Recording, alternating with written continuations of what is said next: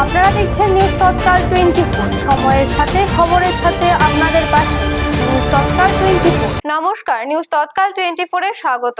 আপনাদের সাথে আমি ত্রিশাগ্নি। দেখে নেব খবরের দুনিয়ায় আজ দিনভর ঘটে যাওয়া উল্লেখযোগ্য ঘটনাবলী।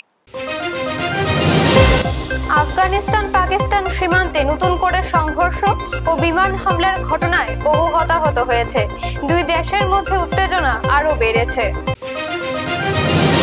যুক্তরাষ্ট্র ইরানের মধ্যে পরমাণু ইস্যুতে নতুন দফার আলোচনা নিয়ে কূটনৈতিক তৎপরতা চলছে।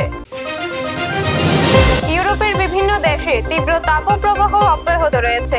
জনস্বাস্থ্য নিয়ে উদ্বেগ প্রকাশ করেছে বিশেষজ্ঞরা। তীব্র তাপদাহে জার্মানি ও ইতালির কিছু অংশে রাস্তার ট্রাফিক লাইট গলে যাওয়ার মতো পরিস্থিতি তৈরি হয়েছে।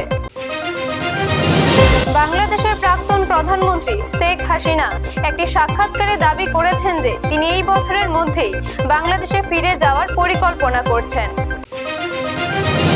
সিন্ধু জল চুক্তি নিয়ে ভারত ও পাকিস্তানের মধ্যে উত্তেজনা আবারও তুঙ্গে। পাকিস্তানের এক মন্ত্রী ভারতকে পরোক্ষ হুমকি দিয়েছেন, যা নিয়ে আন্তর্জাতিক মহলে বেশ আলোচনা চলছে।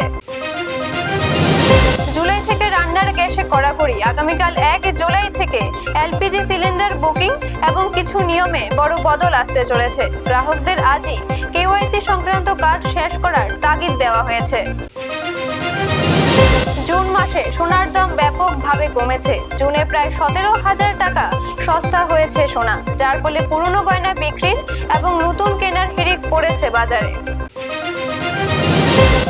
ভোররাতে হলদিয়া পেট্রোকেমিক্যালে বজ্রপাত থেকে একটি বড় দুর্ঘটনা ঘটেছে।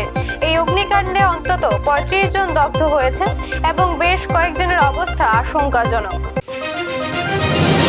এই ছিল খবরের দুনিয়ায় বাছাই করে কিছু গুরুত্বপূর্ণ খবর। নতুন খবর ও আপডেট নিয়ে আবারও ফিরে আসবো নিউজ তৎকাল 24 এর পর্দায়। আপনারা দেখছেন নিউজ তৎকাল 24।